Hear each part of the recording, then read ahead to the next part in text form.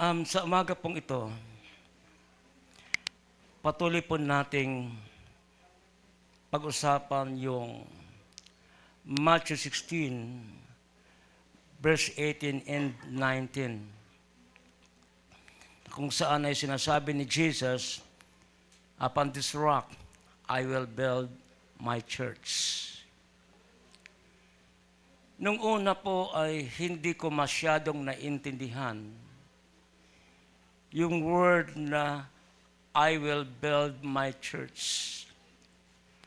Nung una, ang buong akala ko, ito ay tumutukoy sa gusali, sa building. Marahil ganun din po kayo, na inaakala nyo na ang church ay ang building. At yun nga po yung ating nasa isipan. Pero habang tumatagal, natutuklasan natin ang pinakaibig sabihin na sinasabi ni Jesus, my church. Ang ibig sabihin niya pala, ito yung grupo o kalipunan ng mga mananampalataya. Ito ay mga followers ni Jesus. Ito yung mga born-again Christian in the Spirit. They are the church that Jesus built. At nung sinabi ni Jesus, "In you, Peter," unang-una sinasabi niya kay Peter, talagang tinitignan ko kung bakit si Pedro ang sinasabihan. Na-search ko po na sa pagtayo ni Jesus ng kanyang church, it was Apostle Peter, siyang pangunahin na instrumento para si Jesus ay magtayo o magbuo ng iglesia. Kaya doon sa verse 19, Jesus said, "Sa iyo, Peter, ay ibibigay ko ang susi." Na kung saan ang ibig sabihin nun ay ibibigay ko sa iyo ang karapatan, ang mission ng pangangaral ng aking salita, ng pagbubuo ng aking iglesia. And that was happened in the book of Acts chapter 2. Nung sila po, sa verse 13 ng Acts chapter 2, nung ang mga disciples ay nasa tinatawag na upper room, nung panahon yun sa Jerusalem, sila po ay nagpe-pray, nag-worship at nag-ayuno while waiting for the coming of the Holy Spirit. At nung dumating yung Holy Spirit sa kanila, nagsasalita sila ng iba't ibang klaseng wika. Kung kaya, yung mga dayo sa lugar na yun, na dumadaan doon sa upper room, they were amazed kung bakit yung mga lingwahe nila ay nabibigkas ng mga Hudyo na ito. They were Jewish people, and yet, nagsasalita sila ng iba't ibang wika. Kapag titignan mo ang verse 13, they are accusing these people na sila po ay mga lasing. At dito po nagsimula yung susi, yung mission, yung pangangaral. Ang sabi po ng verse, tumayo si Apostol Pedro. Ang sa kanyang pagtayo, nangaral siya at sinasabi niya sa lahat ng mga tao, kasi nadinig niya kung ano ang pinag-uusapan ng mga tao doon sa labas. Nadinig niya na inaakusahan sila na sila ay mga lasing. Ang oras po na yun ay 9:09 ng umaga. Kaya sabi ng verse 13, ngunit ang iba'y pakutyang nagsabi, mga lasing yan. But Peter stand firm and begin to use the key to preach the word so that the mind of the people will be open by the word of God. Now, sabi niya, hindi kami mga lasing. At lalong hindi kami mga lasinggero. Hindi kami mga lasing. Ngunit kami ay napuspos sa kapangyarihan ng Holy Spirit na kung saan ito yung pangako ng Panginoon sa kanyang pag-akyat na sinasabi niyang uutusan kong bumaba ang Holy Spirit. That was the beginning of building the church by Jesus Christ through Apostle Peter. Now, in the book of Matthew 16, verse 18, mga kapatid, nung sinabi ni Jesus that even the gates of hell shall not prevail against it. Kahit ang pintuan ng impyerno, kahit ang kamatayan, kahit ang dyablo, kahit ang demonyo, ay walang kapangyarihang ibuwal, walang kapangyarihang itumba, walang kapangyarihang gapiin yung church na itinatayo ng ating Panginoong Hesukristo, kung saan kabilang po tayo. Napagamat mayroong mga individual casualties, mayroong individual backslider o lumalayo sa Panginoon, but the spiritual structure of the church, yung kabuuan, ay hindi kayang ibuwal kahit madaming pinagdaanan nito. Bakit?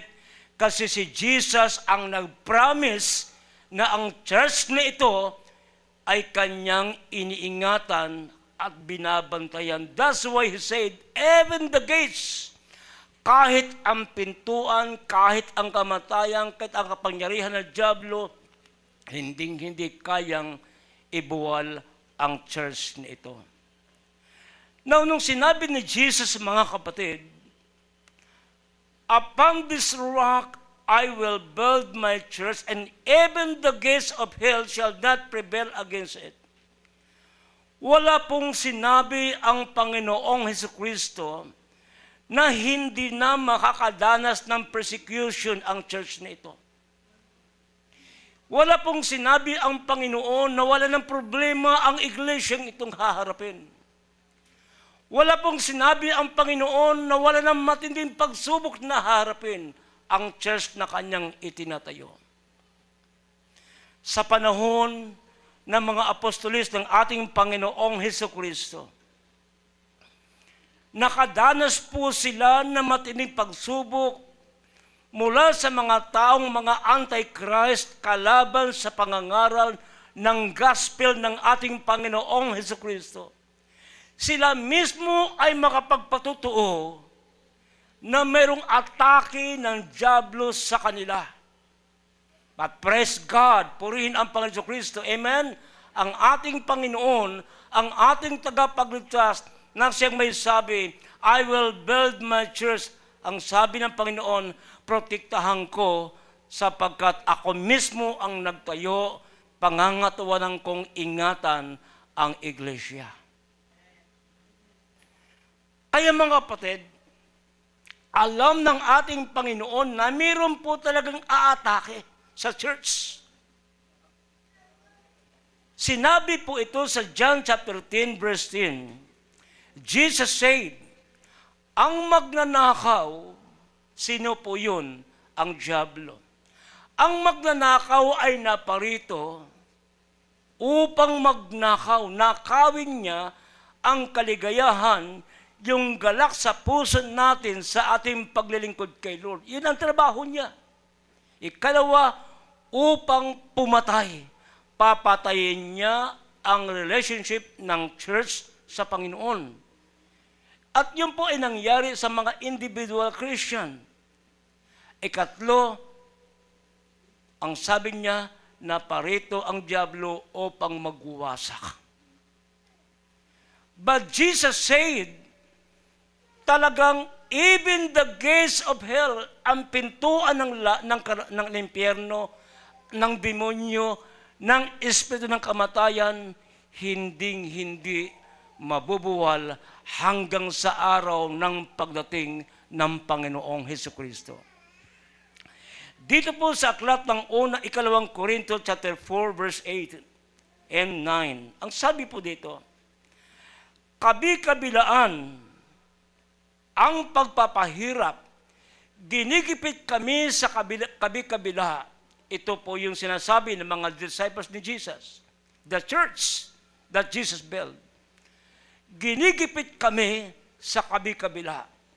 No, ang tanong, sino ba talaga ang nanggigipit sa buhay ng mga mananampalataya? The Bible says, ginigipit kami sa kabi-kabila, ngunit di nagagapi. Why? Because Jesus protected them. Sapagkat sila ay inaalagaan at iniingatan ng Panginoong Hesukristo. Amen? Ngunit di nagagapi. Kung minsay, nag-alinlangan kami. Ngunit di nawawalan ng pag-asa. This is what happened to the church that Jesus built, that every time ang church ay makakaranas po talaga nito.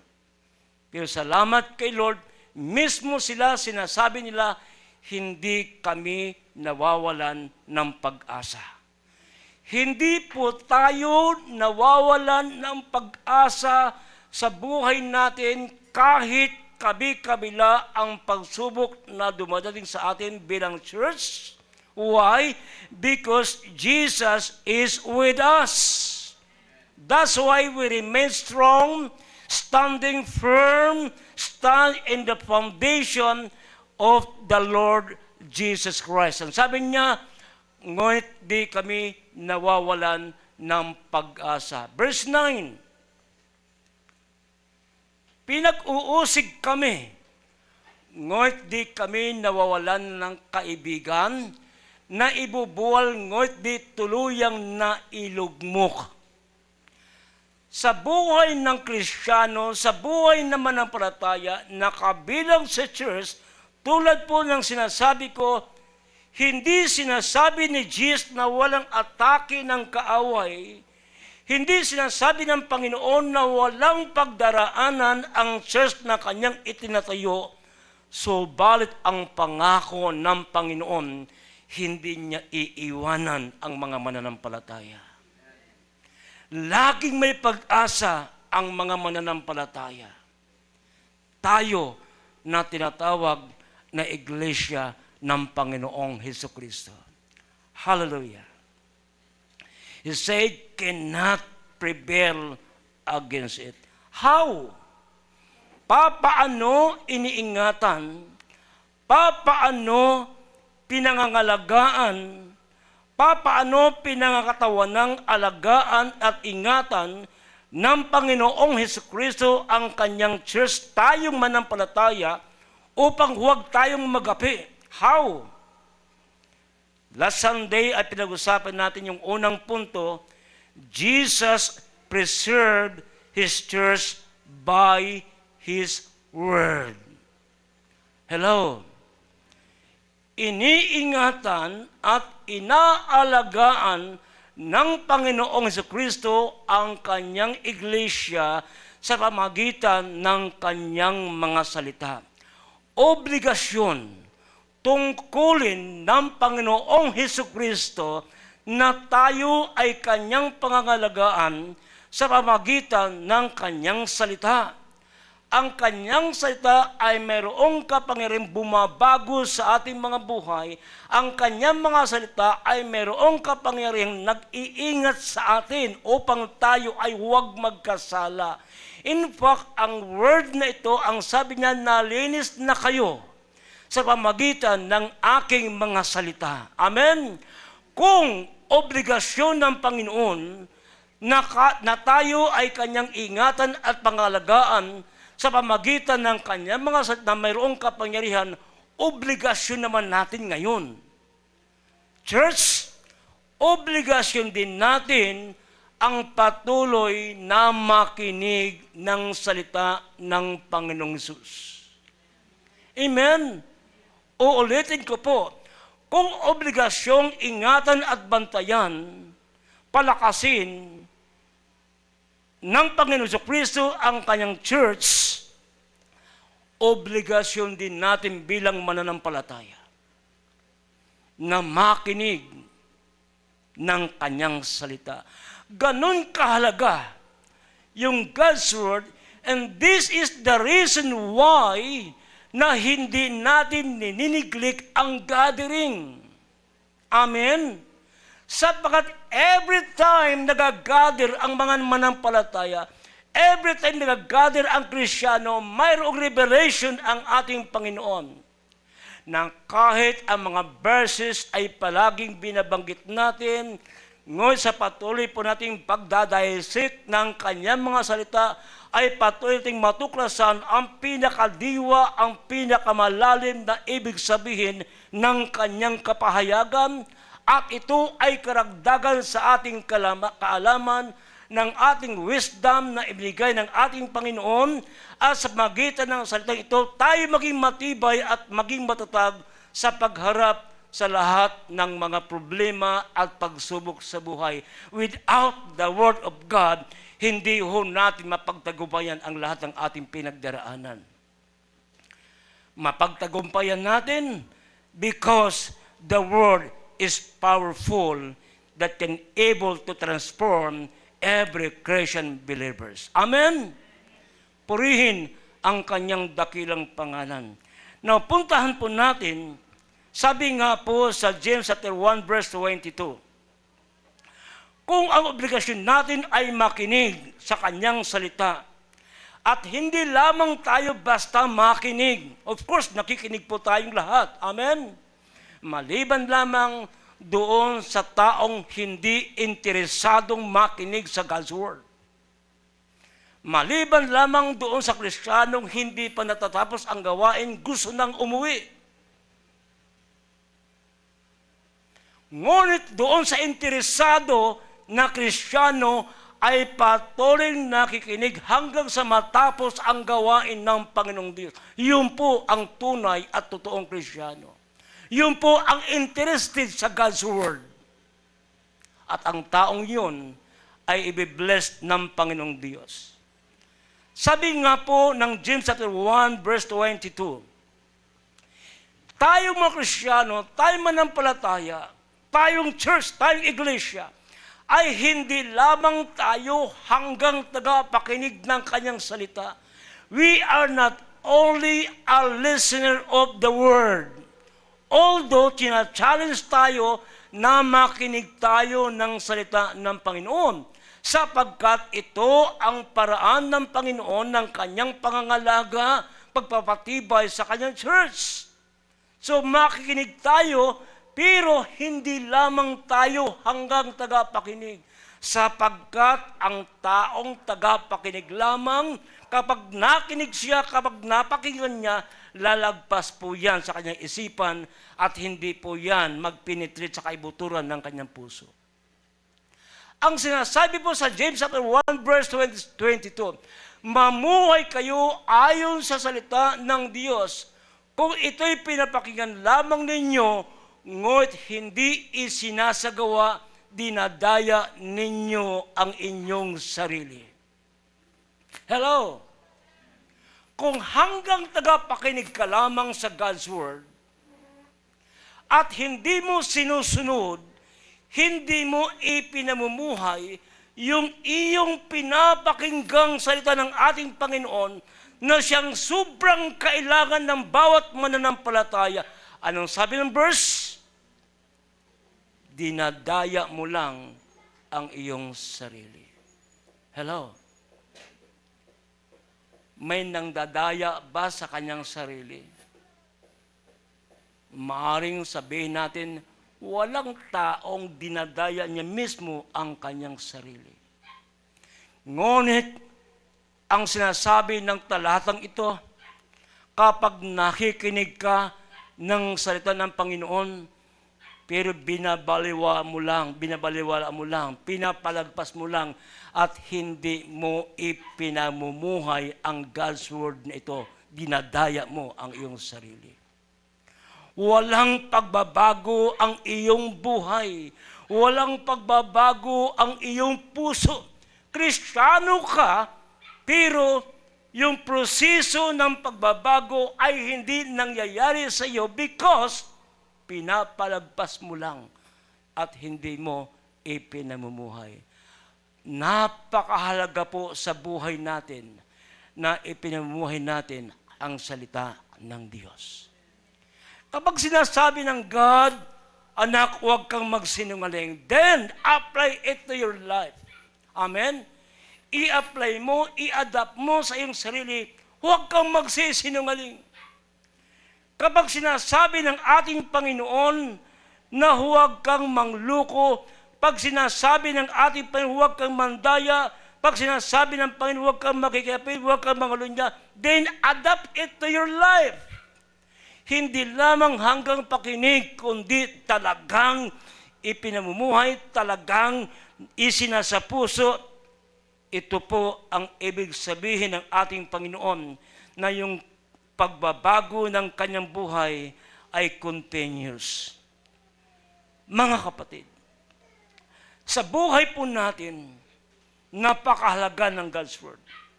Sa buhay po natin, pagsumikapan nating kamtan ang kanyang salita. Amen? Sa John chapter 6, verse 27, ano po ang sinasabi ng Panginoong Hesukristo? Sa John chapter 6, verse 27, ang sabi niya mismo, huwag ninyong pagsumikapang kamtan ang pagkaing nasisira.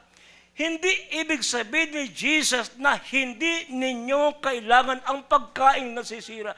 Hindi sinasabi ni Jesus na hindi natin kailangan ang pisikal na pagkain bawat araw. Ang sinasabi niya, huwag ninyong pagsumikapan ng paghirapan lamang ang mga bagay nito sapagat ang lahat ng ito ay magsisilipas lamang. Sa halip, ang binigyan ni Jesus ng bigat o ng diin ay yung makamtan mo ang salita ng Panginoong Diyos. Amen? Gumawa kayo hindi upang magkaroon ng pagkaing nasisira.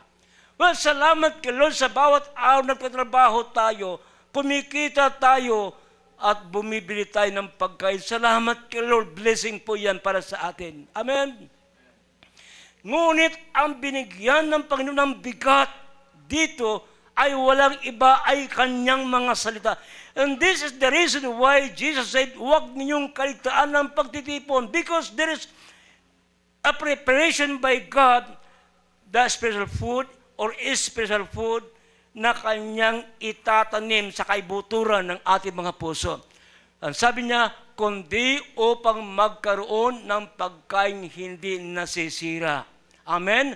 Pagkain hindi nasisira, ito po ang pagsumikapan nating makamtan talaga sa buhay natin. Ito ay nagbibigay ng buhay na walang hanggan. Ibibigay ito sa inyo ng anak ng tao, walang iba kundi si Jesus, sapagkat siya ang binigyan ng kapangyarihan ng Diyos Ama. Amen? Ang Panginoong Hesukristo, hallelujah, ang siyang nagsabi sa atin, pagsumikapan ninyo, magkaroon kayo ng interest sa kanyang salitang hindi nasisira. Ito po ang paraan ng ating Panginoon ng kanyang patuloy na pag-iingat at pag-aalaga sa atin. Amen? Kapag ito ay ipinamuhay natin, walang power, walang outside force na maaring ibubuwal tayo. Because powerful ang God's Word. Amen? Powerful ang God's Word. Now, mga kapatid, makapangyarihan ang salita ng ating Panginoon. Ikalawang punto, ito po yung ating dinatalakay last Sunday. Jesus preserves Christians' righteousness from spiritual contamination. Pakibasa niyo po. Jesus preserves Christian righteousness from spiritual contamination. Actually po, sa second point natin ngayon, may tatlo po ito. Una, Jesus preserves. Amen? Ikalawa, Christian righteousness. Pangatlo, spiritual contamination. Pero, ang unahin ko po ay yung word na Christians or Christian righteousness. Hello? Doon po sa aklat ng Isaiah 62 verse 3, human righteousness is like a filthy rags. Human righteousness is just like a filthy rags. Katulad lamang ng isang basahan. Trapo. Basahan. At ang basahan ay hindi nagagamit, hindi na isusuot, na natiling basahan, ibig sabihin marumi. In the eyes of God, before we belong to the church of Jesus Christ, before we accept Jesus Christ, before Jesus changed our lives, yung ating sariling katuwiran, yung ating sariling righteousness, in the eyes of God, marumi ito. Ano ang ibig sabihin? Kung marumi, hindi katanggap-tanggap sa ating Panginoon. Amen? Ibig sabihin, bago natin siya tinanggap, bago tayo naging mananampalataya, bago tayo naging born-again Christian, bago tayo naging followers sa ating Panginoon, bago ang lahat tayo ay hindi katanggap-tanggap sa ating Panginoong Jesucristo. Ngunit, purihin ang Panginoong Jesus. Now, today, we have Christ's righteousness. Hindi ating sariling righteousness. Kaya tayo naging Christian righteousness in the eyes of God, not because of our own, but because of the righteousness of the Lord Jesus Christ in our hearts. Hello? Mga kapatid, paano nagsimula ang Christian righteousness? Paano nagsimula na tayo ay inaaring ganap? Paano nagsimula na tayo ay naging matuwid sa harap ng ating Panginoong Diyos?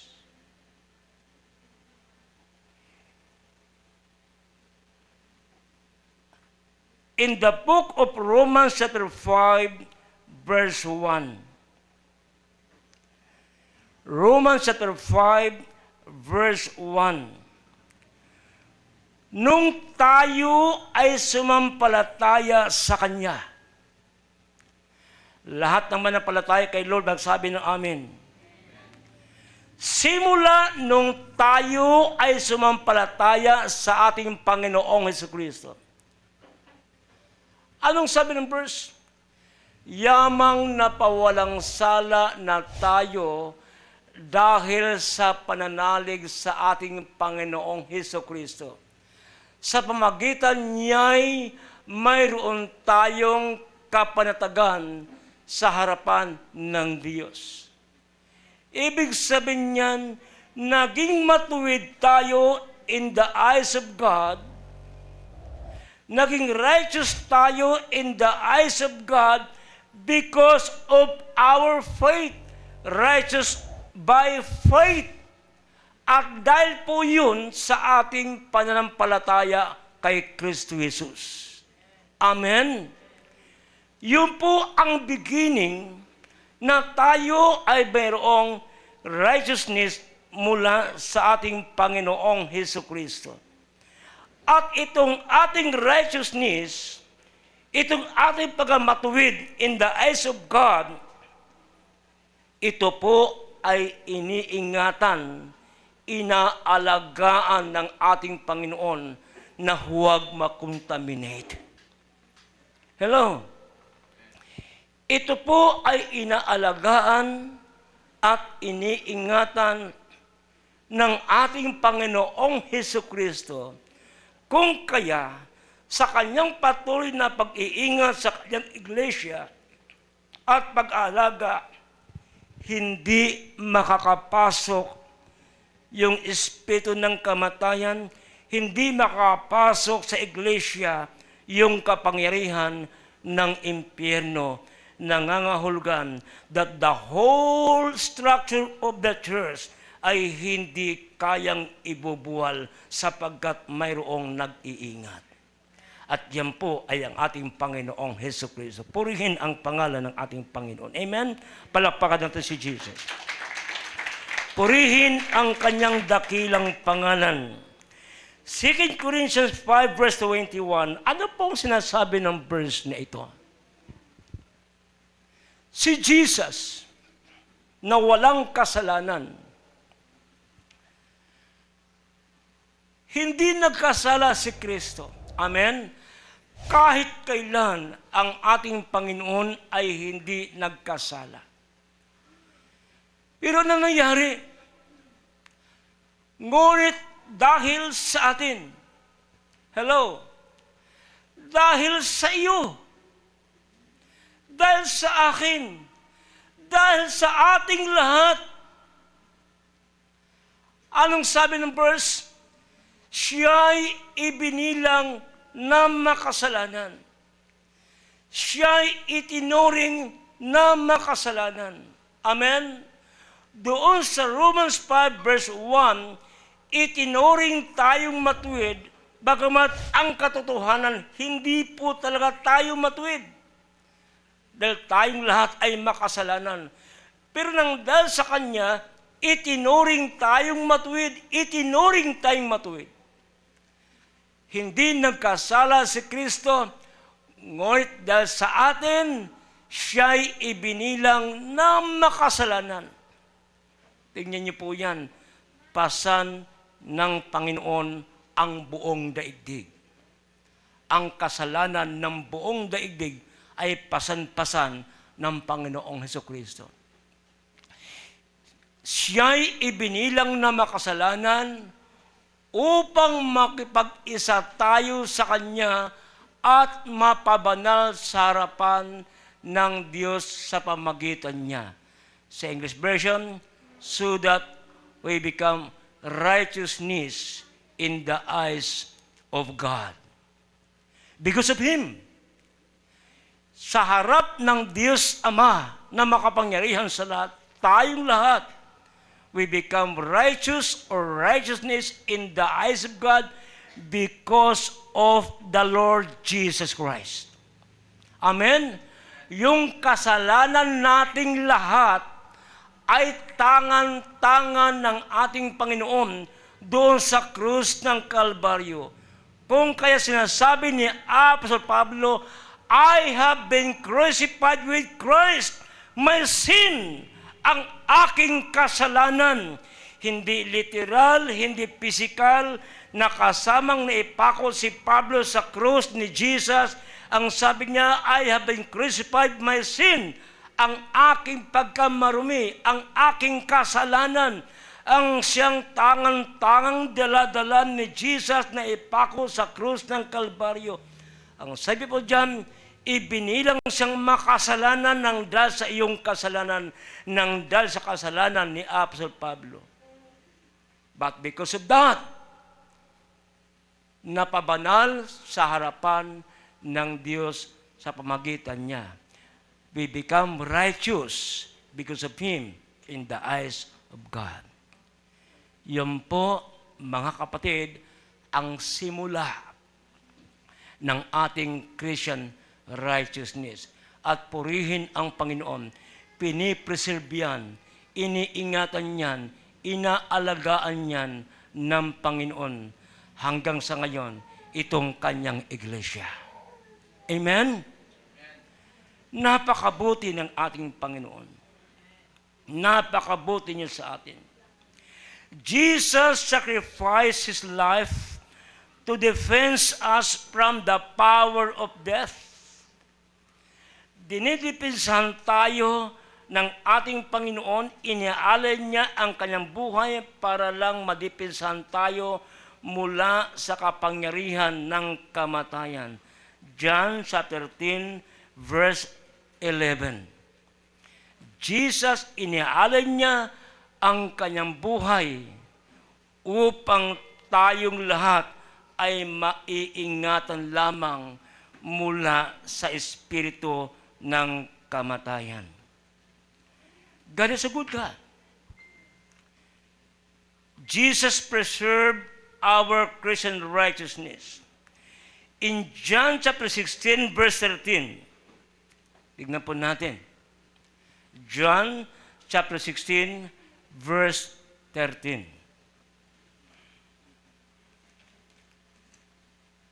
Pagdating na espiritu ng katotohanan, tutulungan niya kayo upang maunawaan ninyo ang buong katotohanan, sapagkat magsasalita siya hindi sa ganang kanyang sarili, sasabihin niya sa inyo ang kanyang narinig at ipapahayag ang mga bagay na darating. In English version, the Holy Spirit comes to guide us. Ang Holy Spirit ay dumarating sa atin upang gabayan tayo, upang ituro sa atin bilang mga mananampalataya kung ano ang dapat nating gawin. This is the one way of God, the Lord Jesus, to preserve, to protect His church or individual Christian. The Holy Spirit come to guide us. Gagabayan tayo. Sinasamahan tayo, tinuturuan tayo ng Holy Spirit. Amen? Ipinapaunawa sa atin kung ano ang tama nating gawin upang huwag tayong malilihis, upang hindi madungisan yung righteousness natin. Kasi po, itinuring lamang tayong matuwid ayon sa Roma 5 talatang 1. And therefore, hindi umaalis si Jesus, hindi siya nawawala, nagpapadala ng Holy Spirit upang gabayan tayong lahat. Upang gabayan niya ang kanyang iglesia. Amen? Na kanyang itinayo sapagat alam ng Panginoon Kristo na mayroong nagpaparumi sa iglesia ng ating Panginoon. Hanggang sa ngayon, alam ng ating Panginoon na mayroong nagbabalak, may nagpaplano na dungisan ang iglesia ng ating Panginoong Hesukristo. And this is the reason why Jesus Christ preserved His church. Amen? From contamination, para huwag maging marumi sa harap ng ating Panginoong Diyos. Upang huwag tayong madungisan, upang huwag tayong madumi, upang huwag tayong magkasala. Kasi ayaw ng Panginoon Kristo na tayo ay magkasala. Ang gusto ng ating Panginoon na tayo araw-araw ay lalakad, mamuhay, sumusunod ng naaayon sa kanyang kalooban. Kapag tayo po ay hindi madidiskarel, kapag tayo po ay nakikinig at sumusunod, hindi nga po tayo madidiskarel. Kapag tayo po ay nakikinig sa Holy Spirit, talagang tuloy-tuloy na maging mabuti ang ating mga buhay. Talagang maging maayos ang buhay po natin. Talagang makakasunod tayo sa salita ng ating Panginoon. Bakit? Mayroong gumagabay sa atin. At yan ang Holy Spirit. Hello? Yan po ang gumagabay sa atin. John 17, verse 17. John 17, verse 17.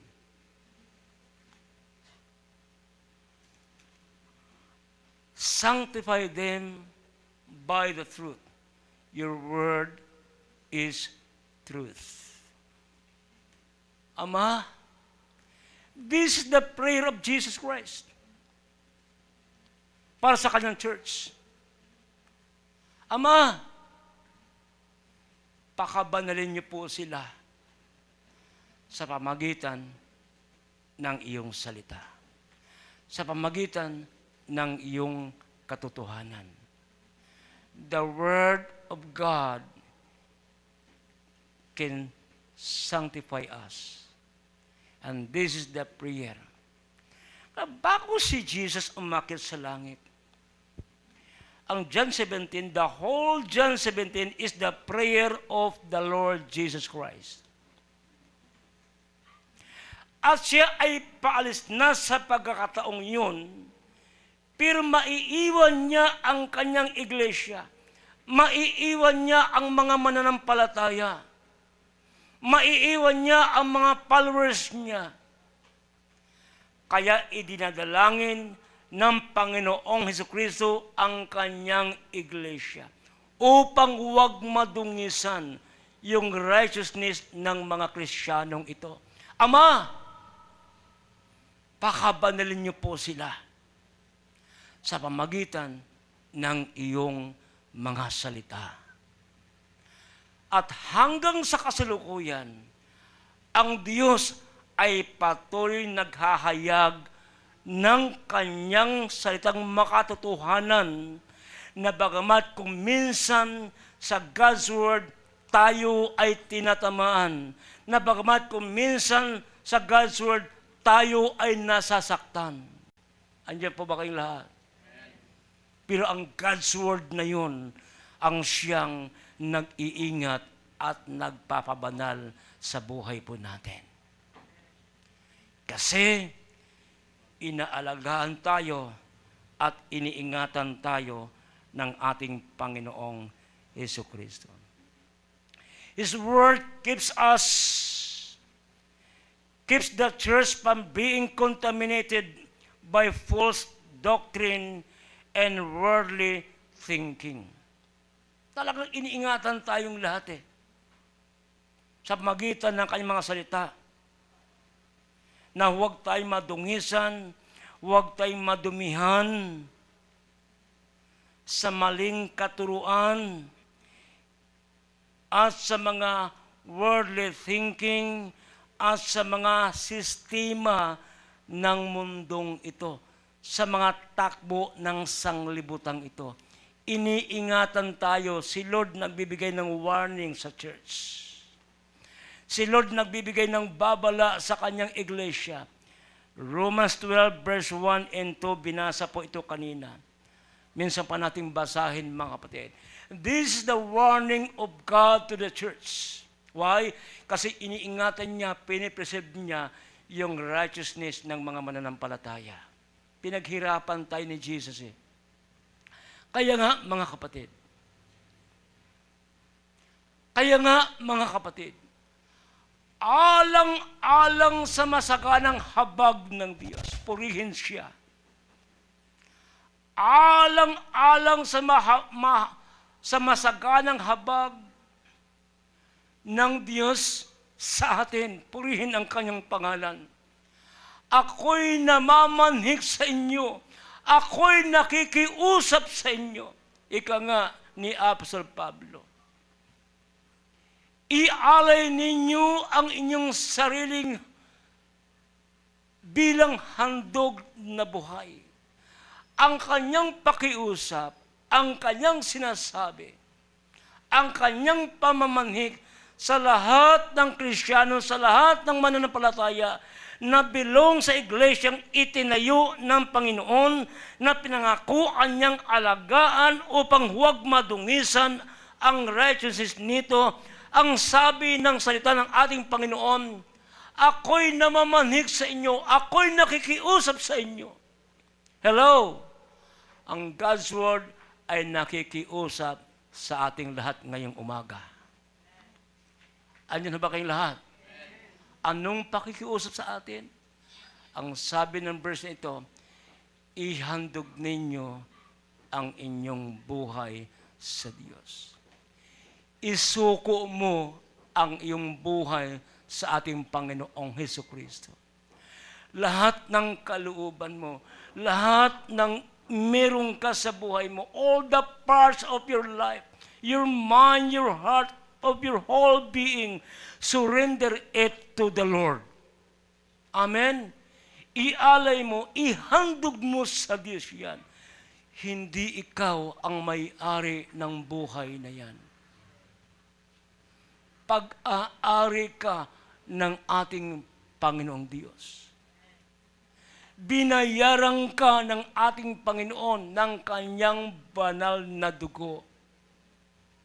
Doon sa krus ng Kalbaryo, ibiniwis niya ang kanyang dugo na walang dungis bilang pangtubos sa atin, sa ating makasalanan, sapagat nung una, bilong ka sa kingdom of darkness, but through Jesus Christ, by His blood, binayaran ka, tinubos ka by His blood. Amen? At ngayon, ang buhay mo ay pag-aari na ng ating Panginoon at ito ay hindi na sa iyo. Amen? Kaya ang Kristiyano na mumuhay at papayagang pahintulutang mamuhay at makita si Kristo sa buhay mo. Amen? Allow Jesus to live within you. Allow Jesus Christ to guide you. Allow Jesus to continue to change your attitude. Because we are owned by God. We do not own ourselves. Ihandog mo, ialay mo. Sasabihin mo, Lord, isusuko ko. Young people, mga magulang, isuko mo ang buhay. Ialay mo bilang isang buhay na handog sa ating Panginoong Diyos. Hindi po tayo taga-sanglibutan. Philippians chapter 3, verse 20. Our citizenship is not here on earth. Our citizenship is in heaven. Ang ating pagiging mamamayan, hello, ang ating pagiging Kristiyano, ang ating pagiging mamamayan ay hindi dito sa lupa. Bagamat tayo ay nandito sa lupa, ang ating pagiging mamamayan ay sa langit na bayan ng ating Panginoong Diyos. Amen? We are for Him. We are for Him.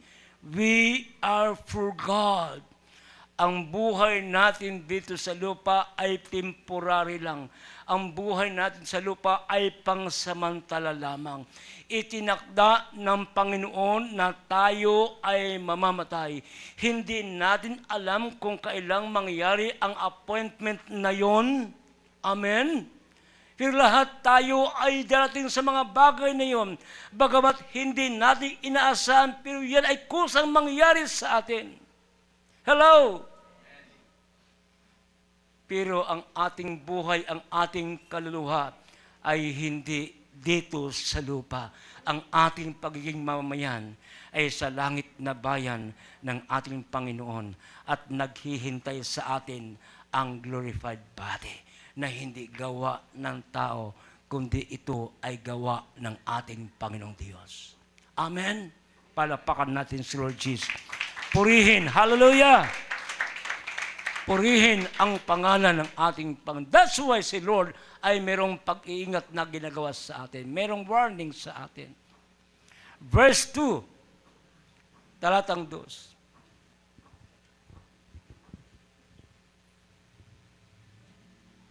Huwag na kayong makisang-ayon. Verse 2. Huwag kayong umayon sa takbo ng mundong ito. Church, listen to the Word of God. This is the way how Jesus preserved our righteousness. This righteousness comes from the Lord, and therefore, talagang iingatan niya ito. Amen. Sinasabi niya sa church, sinasabi niya sa bawat individual Christian, ikaw, huwag kayong umayon sa takbo ng mundong ito. Huwag kayong umayon sa sistema ng sanglibutang ito. Ano po pala ang sistema ng sanglibutang ito? Punong-puno ng kasalanan. Amen? Lahat ng kasalanan, lahat ng mga mali, lahat ng mga kalikuan na andyan, takbo po yan, sistema po yan ng sanglibutan. Alam ko po na alam nyo kung anong klaseng kasalanan ang aking sinasabi. Hello? Huwag kayong makipagsang-ayon sa takbo ng mga taong wala sa Panginoong Diyos.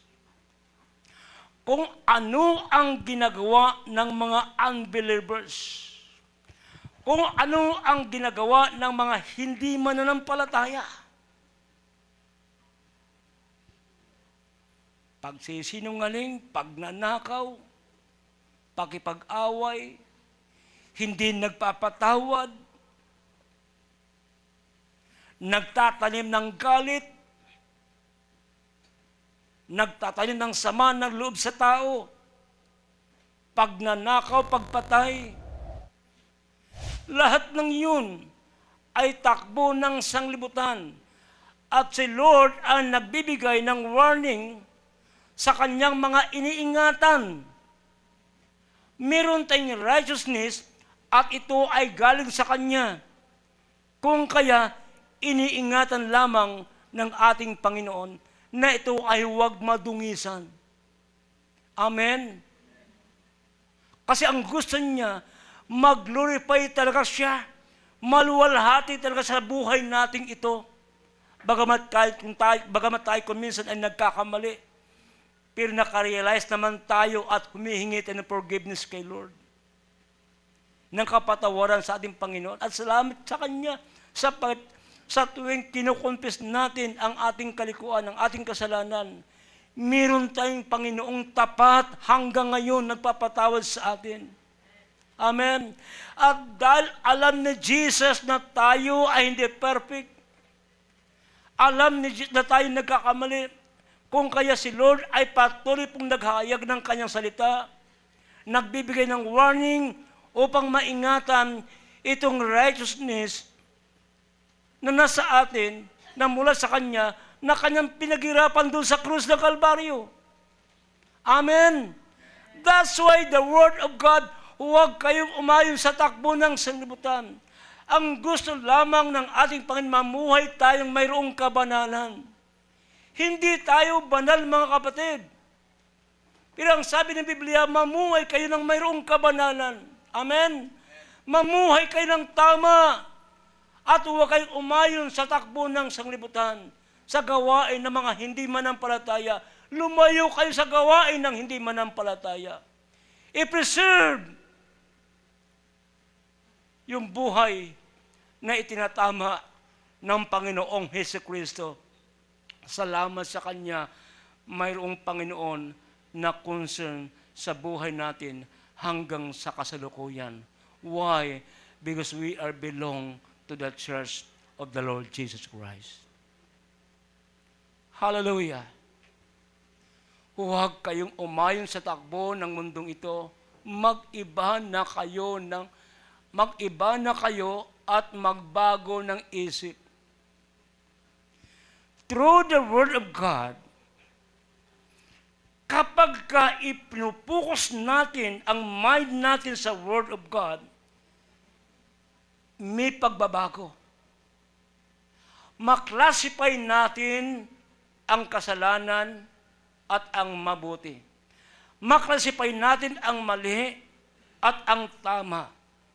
Maklasify natin ang negative at ang positive.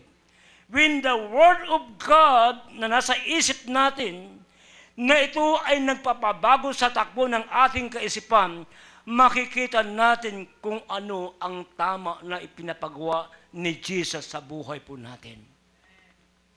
Makakalakad tayo, makapamuhay tayo ng naaayon sa kanyang salita. Kaya ang sabi niya, hindi lamang tayo hanggang takapanginig, kundi we are a doer of the Word of God. Isinasagawa natin, ipinamumuhay natin. Not by our own, but through the Word of God. Hindi sa magitan ng ating sariling lakas. Hello? Ang lakas natin ay hindi sapat na matulungan tayong makakalakad ng naayon sa kanyang kalooban. Hindi yung sapat. Ang sapat sa buhay natin ay walang iba kundi ang Panginoon Kristo. Jesus is more than enough. Palakpakan natin si Jesus. Jesus is more than enough. Shout hallelujah! Jesus is more than enough.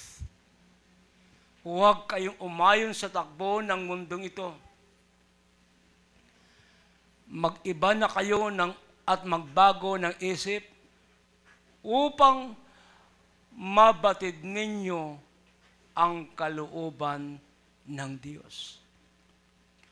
Ang kalooban ng Diyos na ang buhay mo ay lalakad sa mabuti, sa tamang daan na patungo sa langit na bayan ng ating Panginoong Diyos. And Jesus said, I am the way. Amen? I am the way. Kung ano ang mabuti, nakalulugod sa Kanya at talagang ganap. Ang pag-alay ng iyong buhay, ang pagsuko ng iyong buhay, yan yung karampatan mong pagsamba kay God.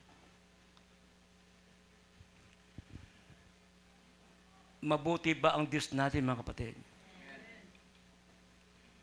Thanks God. Next, the way how Jesus preserves Christian righteousness is that God gives special leaders to equip. Nagbigay ang Panginoong Hesukristo ng special leaders sa church upang maturuan ang iglesia ng Panginoon. Upang ang iglesia ng Panginoon ay mananatili sa Kanya na namumuhay sa Kanyang salita na siyang nagpapatibay at nagpapalakas. Ephesians chapter 4, verse 11 to 14. He gives special leaders to equip. Salamat kay Lord, mayroong mga lingkod na ginagamit ng Panginoon. Amen? Mayroong mga manggagawa, mayroong mga elders, na sa iba't ibang kaparaanan ay kabahagi ng pagpapatibay. Ulitin ko po, kabahagi. Kasi si Jesus po talaga at ang kasalita ang siyang nagpapatibay, nagpapalakas. Kabahagi lamang. Ang lingkod ng Panginoon ay inilagay upang maging kabahagi sa pag-equip, sa pagturo, sa pagpatibay ng iglesia ng Panginoon. Amen? Kaya ang church, meron po talagang leader yan. Meron po talagang pastor yan. Kapag walang pastor yan, ang church ay magulo. Kung puro leaders lahat, at ang iba'y ginawang apostol, hindi ko po alam, baka may apostol pagdating ng araw dito, na siya mag-lay down ng foundation. Ang iba'y propeta, magsasalita ng mula sa Panginoon. Ang iba'y evangelist, na talagang matapang, nangangaral patungkol sa salvation ng tao. kaligtasan ng tao. Sa buhay ko, wala akong ibang ipinapangarap ng aking mga kamag-anak ay makakilala kay Kristo, makakatanggap ng kaligtasan. Sinasabi ko sa kanila, hindi natin kailangan ang relihiyon, bagamat meron tayo niyan. Relihiyon o isang organisasyon na binubuo ng tao, ang kailangan natin ay ang Panginoon Jesucristo na siyang tagapagligtas ng ating mga buhay. That's why Jesus said, I am the way. I am the truth. I am the life. No one comes to the Father. Walang makapunta, walang makakita sa Diyos Ama, kundi sa pamagitan ko. Si Jesus Christ lamang po talaga ang siyang sandigan, sandalan, daan ng ating mga buhay, ang katotohanan upang tayo ay maligtas, upang tayo makapunta doon sa langit na bayan, doon sa buhay na walang hanggan, ang Panginoong Jesucristo lamang. Kung kaya lagi kong sinasabi, Lord, I pray for my relatives. Sana po, Panginoon, makakilala sila sa iyo. Sana po, Panginoon, makakatanggap sila sa iyo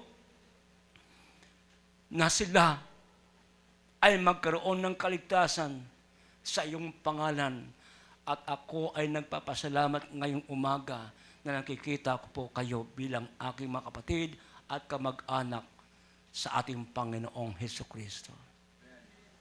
Now, mga kapatid ko kay Kristo Jesus, kung yun ang aking prayers, kung yun ang aking pangarap, sana po, mga kapatid, yun din ang maging pangarap mo, yun din ang maging dalangin mo. Panginoon, panalangin ko, pangarap ko na ang aking buong pamilya ay makakilala sa iyo na ikaw ang Panginoong tagapagligtas ng kanilang mga buhay. Panginoong Jesus, ayaw ko pong mapunta sila sa lawa ng apoy ng impyerno. Panginoon, ayaw ko pong magdurusa sila doon sa impyerno. Panginoon, ayaw ko pong doon sa impyerno magngangalit ang kanilang mga ngipin, magsisigaw sa matinding pagsubok, pagdurusa. Panginoon, ayaw ko pong maranasan ng aking mahal sa buhay yun. Ganyan po ba, mga kapatid, ang iyong dalangin at ang iyong pinapangarap para sa iyong mahal sa buhay? At kung ganyan nga, ikaw ang kasangkapan ng ating Panginoon upang sila ay maaakay sa Panginoon. This is the time na tayo ay maging seryoso. This is the time na tayo ay maging tapat at maging totoo. Bakit? Why? Kasi po sinasabi ng Biblia, sa daming pangyayari ngayon, mga palatandaan na malapit nang dumating ang ating Panginoong Jesucristo. Kahapon, sa balita, naglindol sa Indonesia. 7.7 at nagbagsakan ang mga gusali. Nung nakaraan, naglindol sa Colombia, 7.4. Andiyan ba kayong lahat? At hindi imposible na mangyayari sa atin yung sinasabing the big one. But thanks God, as Christians, as children of God, ako'y naniniwala na protected tayo, iniingatan tayo ng ating Panginoong Jesucristo. Amen?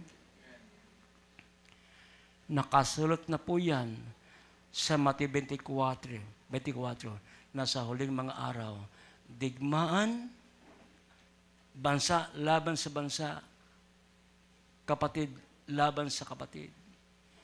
lindol, dito, doon. At ang sabi ni Lord, hindi pa yan ang katapusan. Pasimula pa lang yan, bagamat yun ay palatandaan. Hello? Palatandaan. Kaya mga kapatid, share the word, share the gospel of salvation. Nawa magkaroon kayo ng banal na tapang, kapangyarihan mula sa Diyos na hindi kayo matatakot, hindi kayo mahihiya. Kasi si Jesus ay hindi nahihiya at hindi natatakot hanggang sa kamatayan sa krus ng Kalbaryo, alang-alang sa ating lahat. Sa China, may pastor na kulong.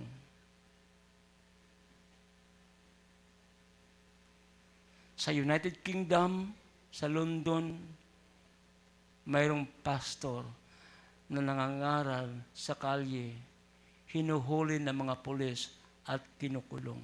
Sa isip-isip ko, wala palang freedom of religion sa London. Bakit ganun? I don't know. Salamat kay Lord, ang Pilipinas ay mayroong freedom of religion. Amen? We are not a hiding church. Sa ibang lugar, sa ibang bansa, nagha-hide sila para lang makapagsamba. Nagha-hide sila para lang makapagtipon-tipon. Underground. Sa atin, napakalaya natin, mga kapatid. Amen? At bagamat napakalaya nating sumamba, at bagamat napakalaya nating maglingkod, bagamat tayo napakalayang mag-gather o magtipon-tipon, pero sa konting problema lang, nahahadlangan tayo, naging dahilan na tayo ay hindi makakadalo. Are you listening? Kung minsan, yung mga bagay na maliit na bagay lamang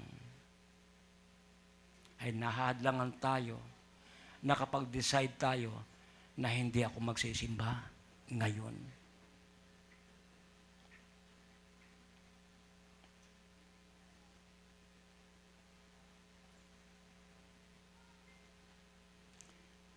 Sa probinsya, minsan araw ng linggo, isinama akong magsimba. Nung time po na yun, nasa school pa lang ako. Hindi pa po ako talaga lutong Kristyano, hindi po talaga ako talagang buo ang panampalataya. Pero naisama ako. Nung isinama ako, malayo pala ang church. At nung pumunta na kami, nakita ko ang lawak ng bukid. Dadaan sa, anong tawag doon? Pilapil. At nasa bundok yung church.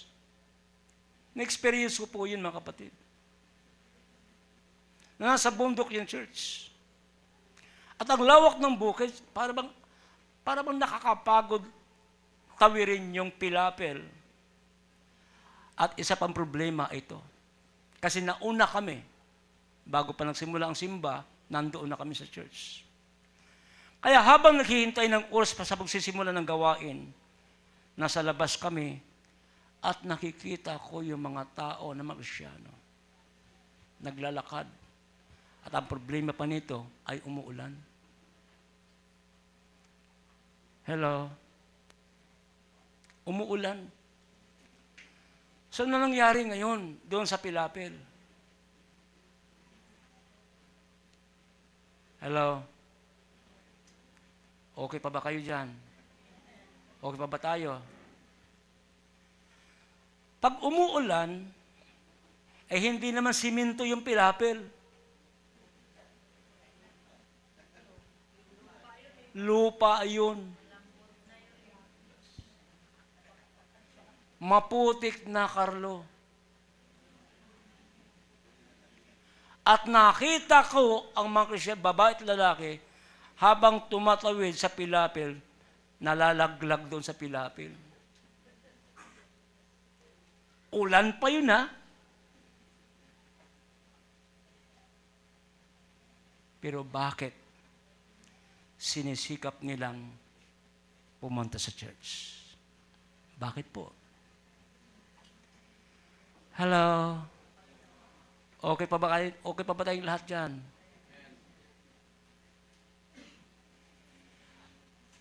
Bakit nagpakabasa sila?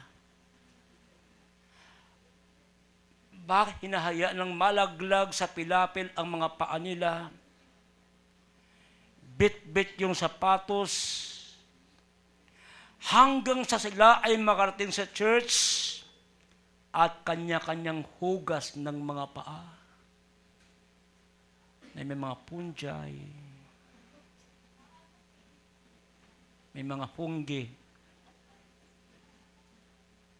at pagkatapos ay nasimbahan, basa. Mula pa sa bahay nila ay umuulan na. Ang tanong ko po, marahil sa tanong kong ito, masasagot nyo rin. Bakit po sila ganun kasigla na kahit maulan ay nagpupunta, kahit malawak na bukid, kahit madulas na pilapil, bakit sila nagpunta sa church? Tanong ko po yan at alam ko pong alam ninyo. Hello? Andyan pa ba kayo? Bakit po? 10:00 na.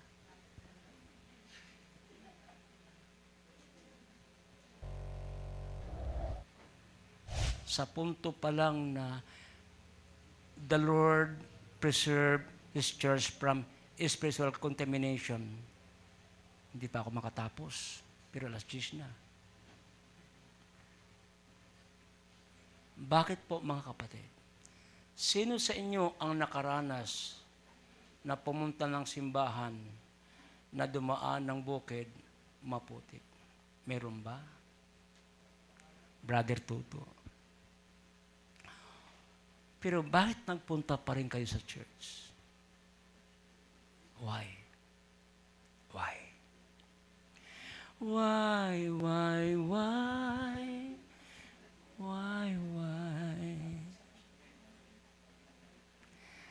Hindi mo na ako magsimba ngayon, umaambon eh. Hindi mo na ako magsisimba ngayon, maglalaba ako. Hindi mo na ako magsisimba ngayon kasi may pupuntahan ako. Sayang din eh.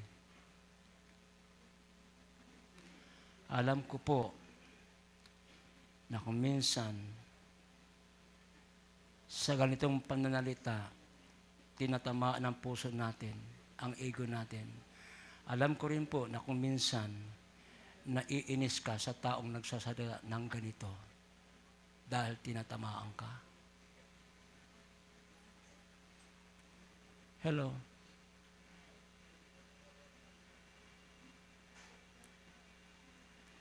Okay lang po na kayo magalit sa akin.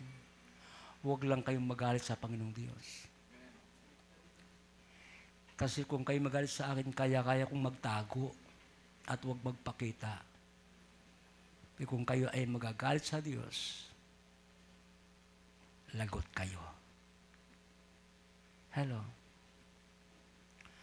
Christians, sa paglilingkod natin kay Lord, walang pwedeng makakahadlang kung gusto nating magsimba.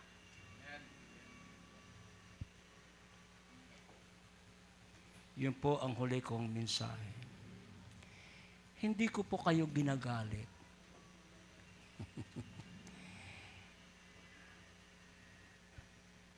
Ang sinasabi ko lang po, kung sa China, kahit ipinagbabawal ang pagsimba, ang gathering, ay nagagawa nilang pumunta. Amen? Kung sa Muslim country, bawal ang Christian church. Pero bakit nagagawa nilang magsimba? Sa Russia nung araw, isang pamilya galing sa Amerika, nag-mission sa Russia, isang pastor. Sa Russia, bawal ang Christian church. Kaya ang Christian church ay nasa ilalim o nasa underground. Isang araw na sumpungan sila. Kaya ang sabi ng sundalo, sino sa inyo ang hindi gustong mamatay? Duraan ang Bible. Unang-una, ibinigay sa pastor ang Bible. Dinuraan ang Bible, ligtas ang pastor.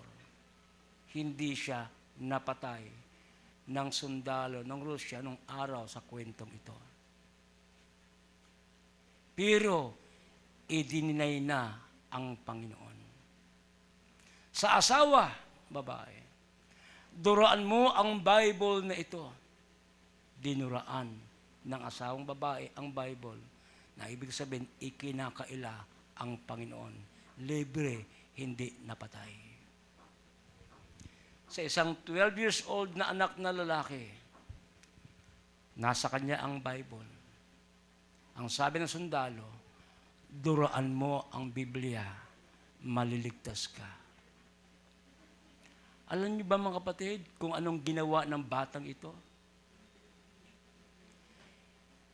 Wina-wipe out niya ang dura ng kanyang mga magulang. Pinunasan niya ang dura ng kanyang mga magulang. Sabay-sabi, naghirap tayo, Mami, Daddy, na pumunta sa bansang ito kasi ang mission natin ay mangaral ng God's Word. At nagtiis tayo sa hiding church na kunwari hindi tayo nagpapakita. Pero ngayong nakita tayo, bakit ninyo nagawang duraan ang Bible na ito? Na kayo na rin mismo ang nagturo na ang Panginoong Jesucristo ang siyang ating tagapagligtas, na kahit tayo ay mamatay sa pisikal, pero ang ating kaluluwa ay buhay sa Panginoong Diyos.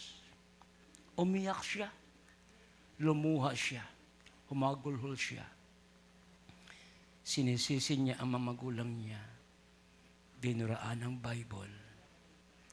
At alam niyo kung anong ginawa ng sundalo, binaril ang batang ito. Namatay. He died for Jesus. The 12 disciples died for Jesus.